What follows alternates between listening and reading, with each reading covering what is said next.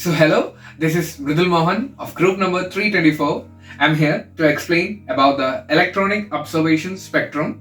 Uh, the author is M.V. Wachstein, the textbook Biophysics. Okay, let's start.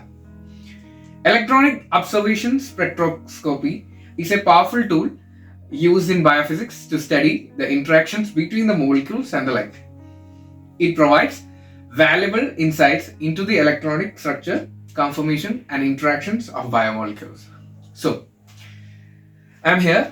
I'll explain all the key points. Okay, the first one is electronic transitions. So, what's electronic transitions? The absorption of the light by a molecule occurs when an electron moves from a lower energy ground state to a high energy excited state. And second is the absorption bands. The specific wavelengths at which a molecule absorbs light correspond to the energy differences between its electronic strategy. Third is the biopolymer absorption. Protein and nucleic acids primarily absorb light in the UV region of the spectrum. And next, peptide linkage. The peptide bond in proteins have the absorption band around 185 to 240 nm. So next is the side chains. What are side chains? The aromatic amino acid residues. It's the example is tryptophan, phenylalanine, and triglycine. These show absorption near 280 nm, while aliphatic side chains absorb in the shortened UV storage. Nitrogenous bases. Nucleic acid bases absorb light around 260 nm. Kindly note about the nm specificity of each and everything. The electronic conductivity. The relationship between the electronic structure and the conductivity. Conjugated system with alternating double and single bonds are more conductive, while biopolymers with their flexible chains are generally poor. Metal ions. Presence of ions in the biopolymers can influence their electronic properties, but it's not biologically significant. So, in this figure 5.8 illustrates the electronic transitions in the amide group, showing energy levels and corresponding wavelength. In the figure 5.9 depicts the wave functions of the most mobile electrons in the amide group, including bonding and non-bonding orbitals.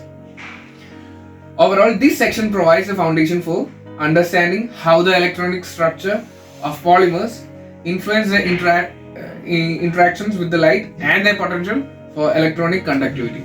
So, this is an important law in the biophysics, the Beer-Lambert law.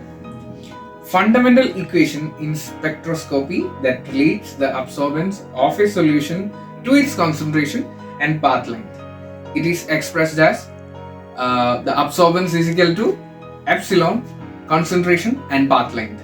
The epsilon is marked as E, C, and L, where A is the absorbance and epsilon is the molar absorptivity, where a measure of how strongly a substance absorbs the light of a particular wavelength, and C is the concentration of the absorbing substance.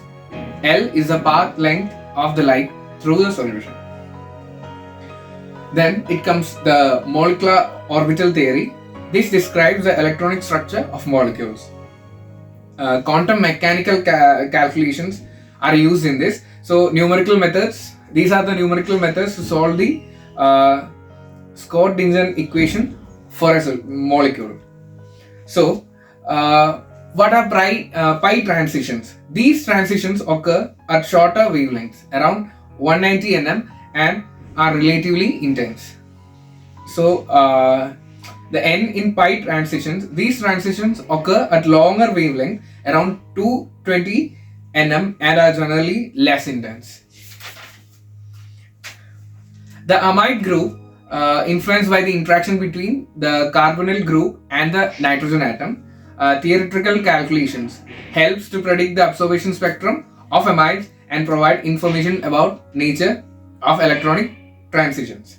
So, in summary, The electronic absorption spectra of amides are complex and influenced by multiple factors. By understanding the principles governing these spectra, we can gain valuable insights into the structure and property of proteins and other biomolecules. So thank you.